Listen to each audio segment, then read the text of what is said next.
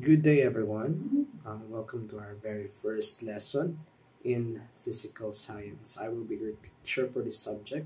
My name is Mr. Cedric John Omar, and it's just a bad time to have our first lesson during a typhoon. No? However, hopefully all of you will listen to this video because this topic is very important because this is our very first topic for the second semester. So let's get to it. Okay, so our lesson today is all about the formation and synthesis of heavier elements. Now, looking back to our periodic table in our grade 9 and grade 10 days, we see that there are a lot of different elements in our periodic table, from the lightest down to the heaviest. And I assume that all of you are now familiar with the periodic table. So let's get to know how the heavier elements are formed or synthesized. Now, the formation and synthesis of heavier elements go back to the star formation theory. Now, in star formation theory, stars are formed when a dense region of molecular cloud collapses, and the fragments of clouds contract and form a stellar core known as a protostar. And the contraction and gravitational force of the protostar result in an increase in temperature which triggers a nuclear reaction within the star upon reaching 10 million Kelvin. Now, in your Earth and Life Science, you talked about the different formation of star. Okay, we have different theories regarding that, and for example, a theory to that is when a nebula condenses on itself, it creates a protostar. Now, a protostar, going back to that lesson, is not actually a star yet, but it is the different factors, or let's say variables, that will eventually create a star. Okay, so again, when it reaches 10 million Kelvin, a nuclear reaction happens. Now, throughout the nuclear reaction, neutrinos and positrons are released, slowing down the reaction. And once the contraction stops and the protostar attains its gravitational equilibrium, a main sequence star will be formed. Okay, so in the last bullet, essentially, as the protostar goes into nuclear reaction, what happens is that these neutrinos and positrons are getting released. Now, because of this release of neutrinos and positrons, it slows down the nuclear reaction. Okay? So, when the nuclear reaction slows down, okay, mustap po siya og contract, or the protostar eventually is slowing its contraction. Di na siya mo-release of too much energy. Just a stable amount of energy, then eventually, it attains gravitational equilibrium. It attains its own gravity. Di na siya imbalance. No? Balance na siya. Equilibrium naman siya. And when that happens, that protostar will eventually become a main sequence star, just like our sun. Our sun is already a main sequence star. Okay? Now, when this star is created, this star has different types of, or different process of fusion. Okay? And these different processes of fusion creates different, let's say, we call it products. Okay? So, as you can see in this diagram, different layers have different types of fusion that is happening. Okay, we have from an inner core, inner iron core. Second one is silicon fusion, magnesium fusion, neon fusion, oxygen fusion, carbon fusion, helium fusion, hydrogen fusion, and eventually non-burning hydrogen. So these different layers of the star has different types of fusion with different products. Okay, it is using different products to fuse. Okay, and later on you will know unsay purpose ani nila. Okay, so for universal element formation, okay, we have two types. Okay, like I said earlier in your lesson in the first semester in a different let's say theories in the creation of different stars, we also need to use stellar nebula formation. Or in the theory's case, it talks about how a nebula condenses and creates different types of stars. So, focus on the diagram. We have on the first part, we have the stellar nebula. This is a cloud of gas and dust in outer space. Now, when the stellar nebula condenses, there are two ways in which it can turn into. The first way is through an average star. An example of that is our sun. And the second one is a massive star. Now, this is directly proportional to the mass of the stellar nebula. If your stellar nebula is large or has a larger mass, it creates a massive star. But if your stellar nebula has an average mass, then it creates an average star. So in this case, let's focus more on the average star. Okay, when a stellar nebula with an average mass condenses, it creates an average star. Now, that average star, over the millions of years, it continues to release energy, continues to do nuclear fusion and nuclear reaction. It eventually gets bigger. Okay? As it gets bigger, it turns into a red giant. Now, as that red giant eventually loses its energy, okay, it releases its final energy because it used all of its supply of hydrogen, it turns into a planetary nebula. Okay? And that planetary nebula turns into a white dwarf or a very small star. Now, a white dwarf is eventually turning into a dead star because of its low energy, no? Although it's very hot, but compared to the average star, it is not powerful enough to sustain life. Okay, so muna siya ang white dwarf. Now, on the second part, we have the massive star. Again, when a larger mass of stellar nebula condenses, it turns into a massive star. Now, a massive star has a massive amount of energy as well. Now, because of this massive amount of energy, massive supply of hydrogen, okay, it tends to use all of its supply. Now, because of that, it turns into a super red giant. Now, as you can see on the diagram, there is a red giant and a super red giant. The difference in between the two is that the other one has a larger mass than the other. That's why the bigger one is bigger. Okay? Now, because of the amount of power, because of the amount of supply it has, the super red giant, when it is on its final days or final years, it uses everything of its supply. Now, as it uses, it contracts to itself. Okay? Pag contract niya, what happens is that the difference is too much contraction, meaning too much of energy in niya ma-hold, eventually it will explode into a supernova. And that supernova eventually turns into a black hole. So that's the difference between an average star and a massive star. Muna ato siyang gilahit dito sa diagram. Okay? Now, within these two ways, you can create and form different elements. Okay? So, that's that. So, let's go to this graph. Okay? So, this is the sequence on how elements are synthesized. So, we have the main sequence star, for example, our sun.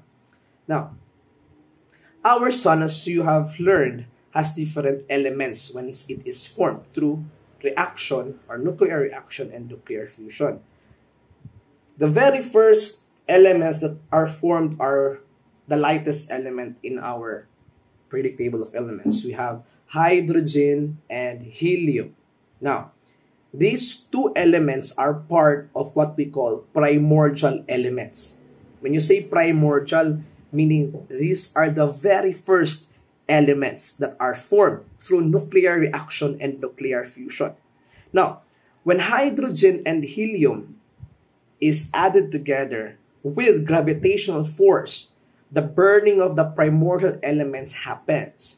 Okay? When hydrogen and helium, or these primordial elements, are being burned, a nuclear reaction happens. Okay? So eventually, the helium element turns into carbon and the hydrogen element turns into helium. Okay, do you get it? So if you are confused right now, you can go back to or you can rewind the video. Well, again, I will rewind myself. When hydrogen and helium are mixed together and with the use of gravitational force, they burn together. Okay? Once they are burned, they undergo nuclear reaction. The helium atoms turn into carbon atoms because of nuclear reaction, and the hydrogen atoms turn into helium atoms because of nuclear reaction. And in that part, you can understand that there is a formation and synthesis of new elements. It's just that you're adding two parts together, it creates a new part. Okay? So in carbon's case, or helium to carbon, this is what we call carbon fusion. Okay? Sa carbon fusion, when you use carbon and burn itself using nuclear reaction, carbon creates sodium, magnesium, and neon, and so on and so forth. So basically, an element produces different types of elements, and these different types of elements creates more different types of elements. So to put it into simple terms, these elements, once they go under nuclear reaction, creates new elements. All right. So we are done there. Next is after you create more elements of itself and more new elements, mo-store na siya. It's like pumping air into a balloon. Okay? The more it creates new elements, the bigger it gets. Okay? So eventually, the main sequence star, a yellow star, eventually turns into a red giant because it has a lot of new elements na na-create. Pero, because daga mo siya na-create ng new elements, of course, ang fuel pod nga nag-create sa mga new elements eventually will be depleted. And most of the time, hydrogen ang ginagamit as fuel for creating new elements. And once that hydrogen or that fuel is almost depleted, it turns into the red giant. And once mahulot na siya, this red giant eventually turns into a planetary nebula and eventually a dwarf star. Okay, kaya mahulot na nga maihang energy, mahulot na yung supply. Okay? Now, fun fact, kanang planetary nebula, walay explosion na hitabo anak klasa. Unlike the other way nga na ay supernova, ang planetary nebula sa red giant is just that mahulot yung supply of fuel, i-release ang remaining energy nga naa niya, and then when that remaining energy is released, it turns into a dwarf star. Okay? Kato mga energy nga ma-release niya is in the form of cloud and gas na gihapon. And once that cloud of gas is gone, it will turn into a dwarf star. Unlike sa PCAS, katong super red giant, once mahurot siya, mo-collapse siya on itself, and eventually with great pressure and great temperature mo, bam! May explode siya. Okay, so that's the main difference. Okay, so how can we relate this process? Okay, let's go to the very famous theory, which is the Big Bang. Now, in Big Bang, the first 3 minutes of it is focused primarily on the expansion and cooling of universe, so as to the synthesis of the first 3 elements. Again, we call these first 3 elements as primordial elements. We got the hydrogen and helium. You know the two already. The last one is lithium. Kaya mong kalimot ha. So again, the first 3 primordial or original elements in the Big Bang were hydrogen, helium, and lithium. Focus niya ng Big Bang is the creation of these 3 elements. Okay? So, once these 3 elements were created, the second cosmological event which is stellar nucleosynthesis, occurred. Stellar nucleosynthesis is basically a process in which heavier elements such as beryllium and iron were formed by combining protons and neutrons from the nuclei of a lighter element. So basically, class, from the primordial, rearrange nila mga atoms just like what we discussed earlier. I-rearrange siya through nuclear reaction to create new and heavier elements. Okay. So, what are the different pieces? What are the pieces of evidence para na ito ma-say nga tinuod ni nga nahitabo? Now, when we talk about the history of our universe, it's very hard to really know for sure 100% if tinuod ba siya nahitabo or wala. It's just that we get these different pieces of the puzzle. Okay? Once we get these different pieces of a puzzle, we tend to connect them from one another, and we tend to, interpret from there. Okay, so one remarkable evidence to support stellar nucleosynthesis and star formation theory is the discovery of interstellar dusts and gases, which justifies the stages of stellar formation, which are happening across the universe, not just in our area, kundi sa tibok universe na hitabo siya. And in addition, infrared radiation being emitted in the process of stellar formation serves as a strong indication that stellar nucleosynthesis is a concurrent with stellar formation and evolution. So, muna siya a piece of evidence niya. Okay? So, on this part, I'm just going to show you unsa yung mga different nuclear reaction. So, for alpha emission, this is a nuclear reaction. Alpha emission is basically a particle with 2 protons and 2 neutrons is emitted, resulting to a lighter new element. So basically, if you have an element that is very heavy, when it undergoes nuclear reaction, it releases 2 protons and 2 neutrons. When you release 2 protons and 2 neutrons, it is not the same element anymore. Diba? As you know, each element has a unique atomic number. Am I right? So for carbon, you have 6 atoms or 6 protons. Now, when you take 2 protons from carbon, is it still carbon? Di ba dili? Masa naman na? What elements has 4 protons na lang? Charot, wala pa talaga classical loading. So basically, once you take out or release 2 protons from carbon, it will turn into beryllium. Di na siya carbon because you release 2 protons already. So that is alpha emission. You can look it up in the internet if you are interested in that, no? And this will go out in our exam in the future. So that is the simple term lang. Okay? For beta emission, a neutron becomes a proton and an electron will be ejected, resulting to a new element with the same mass. So sa beta emission class, there is a conversion between a neutron turning into a proton. Now, because of the conversion, imbalance na siya. To balance that out, ang electron dapat i-eject niya. Okay? Although not a new element, pero it still has the same mass. Lastly, we have gamma emission. Gamma ray will be emitted when a radioactive nuclei leaves a nucleus in an excited state. So, it's a gamma emission na ay radiation nga involved. Now, for a normal particle to behave, normal lang siya. Di siya kiat, depending on the number of atoms or subatomic particles it has.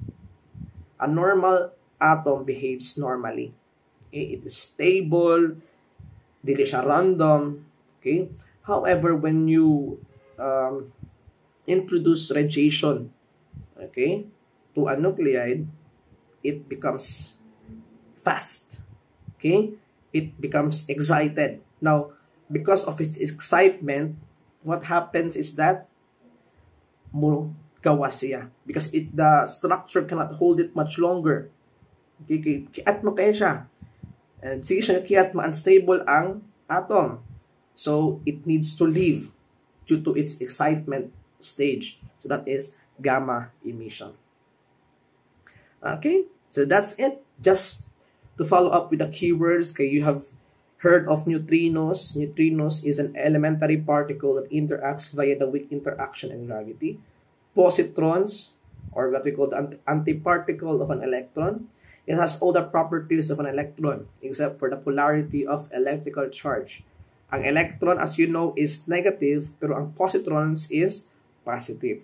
Kalibog, di ba? Pero just understand na ang positrons, same siya og kinaiya sa electrons. Lahi lang sila og polarity. Electrons are negative, positrons are positive. So when you say a red giant star naman, this is a large bright star that's in the final stages of its life. Okay?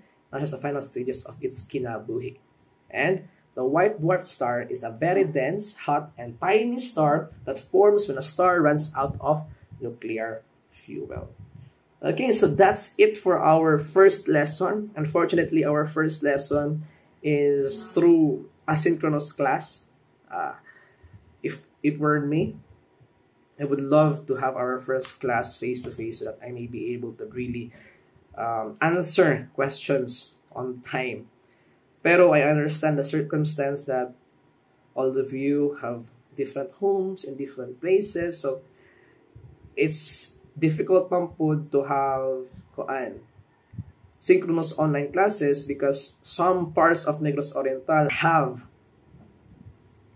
electrical interruption. So I think for me this is the best way to deliver instructions or classes to you guys through a video so that you may be able to go back on this one so kung nakita malantaw nila in their convenient time. So aside from that, I will leave an activity in our Google Classroom. So please tell your classmates na natay Google Classroom ha. And then if you can find time to create a GC, please create a GC as well. So that's it for our lesson this afternoon or morning or evening, depending on what time you watch this video. So thank you for watching. Don't forget to give a like, share, and subscribe to our YouTube channel. Charot. Okay, so that's it. Goodbye and God bless everyone. Peace.